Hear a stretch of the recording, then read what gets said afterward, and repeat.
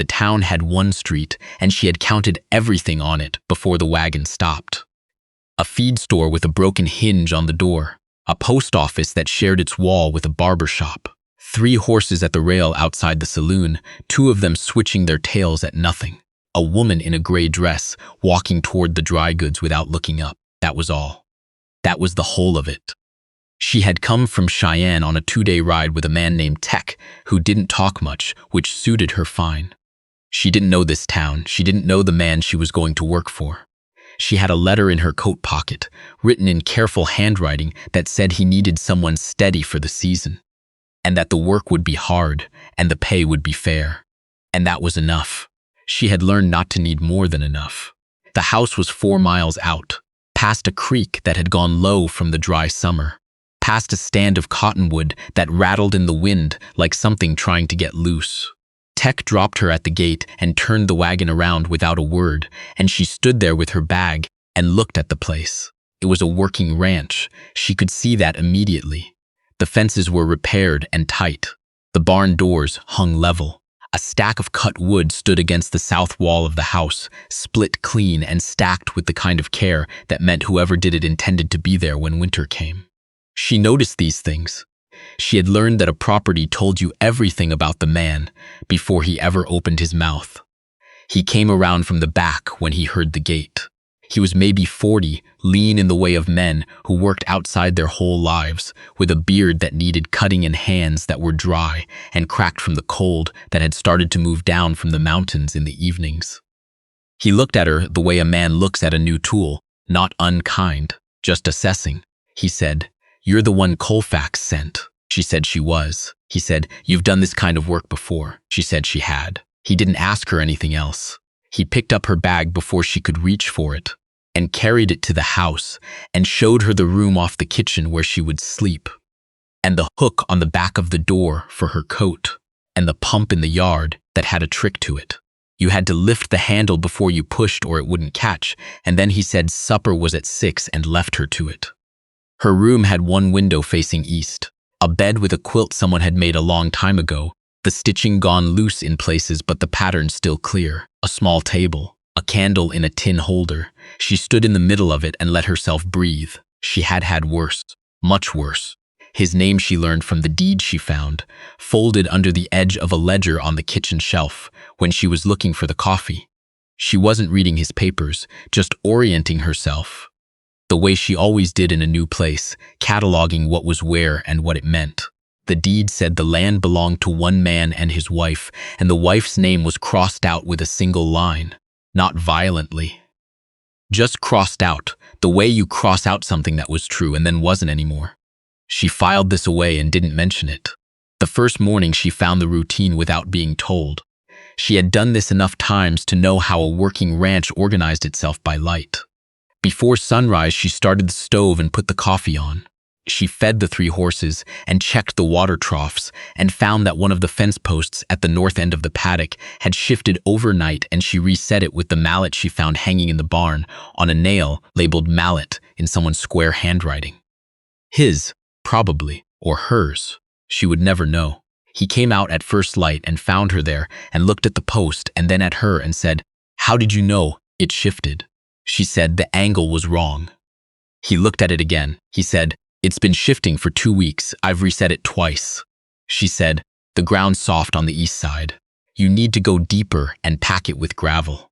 He was quiet a moment. Then he said, "All right." That was how they talked for the first 2 weeks, practically, in the language of what needed doing and how to do it. She had no complaint with this. In her experience, people who talked too much early were the ones who left things unsaid that mattered. The ones who were quiet at the start were the ones who eventually said the true thing. There was a boy she learned about on the 4th day. He was 8, she thought, maybe 9, small for his age, with his father's serious eyes and a habit of watching her from doorways before deciding whether to come in. His name was Rue. No, she corrected herself, that was from somewhere else. This boy's name was Kit. She learned it from a piece of schoolwork left on the kitchen table with his name written at the top in pencil, the letters uneven but deliberate, Kit. He had been staying with a neighbor woman, a widow named Mrs. Fallow, while his father managed the ranch alone. She understood now why the letter had said steady. It didn't just mean the work. She didn't push at the boy. She left room for him, the way you left room for an animal that had been startled. Not ignoring it, not crowding it, just being present and predictable until it understood you were not a threat. She made biscuits on the second morning and left 2 on a plate at the corner of the table where she had seen him stand the evening before. When she came in from the barn, they were gone. She didn't say anything about it. The third morning, he was sitting at the table when she came in. She said, "Coffee's on." He said, "I don't drink coffee." She said, "No, I wouldn't think so. There's milk in the crock." He poured himself a cup of milk and sat there while she started the biscuits, and neither of them spoke for a while, and it was not uncomfortable. That was the thing she noticed. It was not uncomfortable. In the 4th week, the work deepened. The man had been preparing to roof the back section of the barn before winter, and he needed an extra pair of hands on the ridge. She had done roofing before. Not much, but enough to understand the logic of it. The way the boards had to lay to shed water. The importance of starting from the bottom and working up. He showed her what he needed and she did it. And he corrected her once quietly on the angle of a nail. And she adjusted without comment because he was right. They worked 6 days in a row on the roof. By the 3rd day, she found she had stopped thinking about where to put her feet. Her body had figured out the pitch of the roof and the safe places to step without her having to think about it. She found herself noticing small things. The way he braced before he lifted. The way he paused sometimes and looked out at the land from up high, just for a moment. The way a man checks on something he loves. On the 5th day, it rained. They came down off the roof, and he put up the tools and she put on more coffee, and they sat at the kitchen table without speaking while the rain came down outside. Kit was at school. There was only the sound of the rain and the stove and the coffee working its way through the pot. After a while, he said, "Where did you work before this?" She told him the name of the ranch and the county. He knew the county. He asked if she knew a man named Pollard, and she said she did, that Pollard had been the foreman the year she was there, and that he was a fair man with horses and less fair with people. He nodded, like this was consistent with what he knew. He said, "And before that," she said, "before that I wasn't working ranches." He waited, and she appreciated that he waited instead of asking. And then she said, "My husband had a place up in the Bitterroot. We had it 6 years. Then he died, and his brother came and said the deed was in both their names, and I found out it was so. He looked at his coffee. She looked at hers. Outside, the rain kept coming. He said, "I'm sorry." She said, "It was 3 years ago." He said, "That doesn't make it less." She looked at him then directly, which she didn't often do. He was looking at his coffee still. He wasn't trying to give her something to hold on to. He was just saying what was true. She had learned to tell the difference, and it was not a common thing. She said, "No, it doesn't." That was all. Kit came home at 4 with mud on his boots, and they moved into the evening without talking about it again, but something had changed in the way the house held the air, and she was aware of it. She had learned early to keep herself from wanting. Wanting made you soft in the wrong places and hard in the wrong places too, both at once, which was worse than either one separately. She had wanted the ranch in the Bitterroot, and she had lost it. She had wanted her husband to live, and he hadn't. She had wanted to stop moving from place to place, and she hadn't managed that yet either. So she was careful now. She noticed things. She couldn't stop herself from noticing, but noticing and wanting were different. She noticed the way he said goodnight to Kit, which was brief but never absent. She noticed that he had kept the quilt on her bed that his wife had made, which could have meant anything or nothing. But she thought it meant something. She noticed that he always paused when he passed the window that looked east toward the mountains, and she wondered what he was looking for, or maybe not looking for.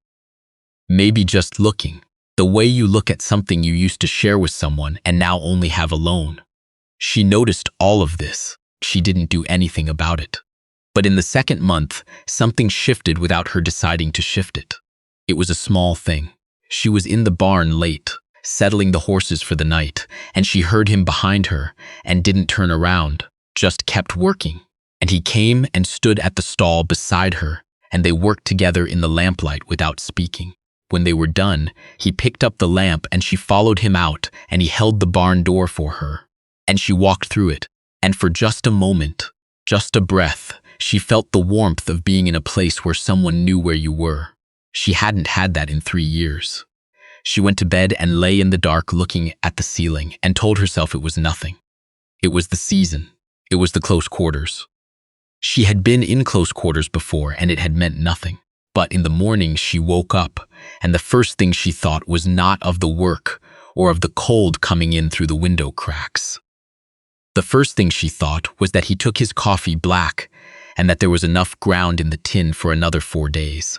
She got up and started the stove and tried not to think about what that meant. Kit found her in the garden one afternoon in the 6th week. There was no real garden left by then, just the dead stalks of what had been one and the turned-over earth where she had been pulling them out to ready the beds for spring, which was a strange thing to do when she didn't know if she would still be here in spring. But she did it because the work was there, and because doing work for a future you weren't sure of was still better than not doing it. He sat on the fence rail and watched her for a while. Then he said, "Did you have kids?" She said, "No," he said, "Did you want them?" She paused. She was not used to being asked questions by children. She said, at one time, he thought about this. He said, "My mother wanted them. She said she wanted 4. She said, she had you." He said, "She died when I was 5, fever. She kept working. She knew it was sometimes easier when the person you were talking to didn't stop." He said, "Dad doesn't talk about her much." She said, "Some people carry the hard things quiet." He said, "Is that what you do?" She looked at him then, 8 years old or 9, with his father's serious eyes and a directness that must have come from somewhere, from someone, from the particular mix of what he'd been given and what he'd had to learn. She said, "Yes, that's what I do." He nodded like this was a sufficient answer and climbed off the fence and went back toward the house. She watched him go and then turned back to the dead stalks and kept pulling, and the afternoon light came down low and golden across the turned earth, and she stayed until the cold made her hands ache. The incident with the cattle came in the 7th week. She heard it before she saw it. A low, anxious sound from the far pasture. Different from the normal sounds, the frequency wrong the way a voice is wrong when something is frightened underneath the ordinary words. She came out of the barn and looked and saw immediately what had happened. The creek, which had been running higher after the autumn rains, had undermined the corner fence post, and 3 of the cattle had pushed through into the low ground beyond, where the mud was soft and deep, and one of them had gone in past her knees and was starting to panic. She didn't go back to the house. She went directly. She didn't shout for him. There wasn't time and she didn't need him. She had done this before. She got her boots into the mud beside the animal and talked to her, low and steady, nothing words, just sound, just the shape of calm projected outward, and she got the rope from the post where she'd left it that morning. She had left it there. She did not know why. Some instinct. And she worked it under the animal's chest and pulled with everything she had, and when the animal came loose, she stumbled back and went down one knee into the mud herself and didn't care. She got all 3 back through the gap and used the truck chain from the barn to hold the post until it could be reset properly, and she was covered in mud to her hip when he found her. He stood there looking at the fence and then at the cattle and then at her. He said, "How long ago?" She said, 20 minutes. He said, "You got all 3. She said, "The chain is temporary. Post needs to come out and be reset with gravel. Same as the north paddock." He said, "I know." She started toward the house to change and he said, behind her, "You didn't come get me." She stopped. She said, "It was faster." There was a pause. He said, "I know." She went in and changed and came back out, and they reset the post together, properly this time, with gravel packed around the base. While the clouds came in from the northwest and the temperature dropped, and the cattle stood in the far end of the pasture, pretending they had not nearly caused a disaster. That evening at supper, Kit said, "Mrs. Fallow says it's going to snow by Saturday." The man looked at the window. He said, "Mrs. Fallow's usually right." She said, "The wood stack will hold a month. I'd like to add to it before it snows if you have timber to cut." He said, "I have timber. We'll start tomorrow." They did. She had begun to know the land by then the way you know a place when you've moved through it in every kind of weather. She knew which part of the south field held the water longest after rain. She knew that the dun mare favored her left forelegs slightly in cold mornings and needed an extra few minutes of walking before you asked anything of her. She knew that the kitchen stove pulled to the left and that you had to balance the damper accordingly, or the heat went uneven, and the bread came out wrong on one side. She knew these things because she had been paying attention. She was always paying attention. It was the only tool she had ever fully trusted.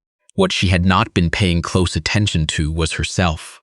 She noticed it on a Tuesday, in the 8th week, when she was carrying water in from the pump, and she passed the window of the sitting room where he was mending a piece of harness by the lamp, and she slowed down, just for a moment, just long enough to see the particular angle of his head when he was focused on something small. And then she kept walking. But she had slowed down. She thought about that at night. She had come here to work. She had a room and a hook for her coat and a pump with a trick to it. She had enough. She had told herself that enough was sufficient, and she had believed it, or had worked at believing it, which was not the same thing but was close enough to function. The problem was that the house had started to feel different from a place you worked and more like a place you inhabited. The difference was not large. It was in the details. The way she had started leaving her coffee cup on the same hook every morning. The way she knew without looking that Kit had a spelling test on Thursdays, and that he needed help with words that started with silent letters because they seemed wrong to him. And she understood this. She had thought the same thing at his age. The way the east window in her room now felt like her east window. She was careful with herself. She knew how this went. She had seen it go wrong in other women. Women who worked for a family and confused warmth with welcome, proximity with invitation. She would not be that. She had her bag. She had her coat. She had the letter of reference that Colfax had given her, and she could take it and go somewhere else and build another set of small knowings in another house. But on Thursday evening, when Kit sat down at the kitchen table with his spelling book, she sat down across from him without being asked, and they worked through the words together for 40 minutes. While the man worked in the barn and the stove kept the room warm. And when he came in and saw them, he stopped in the doorway for a moment before he came in, and she did not look up, but she noticed. She always noticed. The snow came on Friday, not Saturday. Mrs. Fallow was almost right. She woke to it before dawn and lay still for a moment, listening to the particular silence that snow made, the way it swallowed sound and replaced it with a kind of held breath that she had always found either peaceful or suffocating, depending on where she was and who she was that year. This year it was peaceful. She got up and started the stove. He was already in the barn when she went out. She could see the lamplight under the doors. She fed the horses and they breathed warm clouds into the cold air, and the snow kept coming, steady and light, the kind that meant business. By the time they came in for breakfast, 2 inches had settled and the world had gone quiet in every direction. Kit came downstairs in his coat already buttoned, hopeful. The man said, "School's off. Stay close to the house."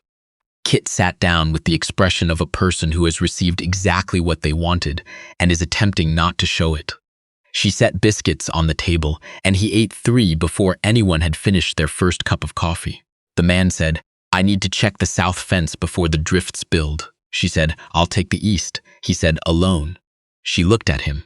She said, "I've walked in snow before." He said, "The East Creek floods when the snow comes fast. It can come up over the bank in an hour." She said, "Then I'll stay above the bank." There was a pause that had something in it she hadn't heard from him before. Not argument. Something more careful than argument. He said, "Take the rope from the barn peg, orange handle." She said, "All right." She took the rope and went out and did the east fence and stayed above the bank of the East Creek, and the water was high but not over, and the fence was holding everywhere. Except one section where a branch had come down in the night, and she spent 40 minutes moving the branch and checking the line, and then came back in and stamped the snow off her boots at the door. He was back before her. He looked at her boots and then at her, and she said, "Branch on the east section, I cleared it," he said. "The rope," she said, "I didn't need it." He said, "I know, but I'm glad you had it." She hung her coat on the hook and didn't answer because she didn't know what to do with that yet. There was an evening, late in the 9th week, when Kit had gone to bed and the lamp was low, and she was sitting at the table going over the ledger that he had asked her to check. The feed calculations for the winter, whether they had enough or needed to send to town before the roads got worse, and he sat down across from her with his coffee and was quiet. After a while he said, "You've been looking at that the same way for 10 minutes.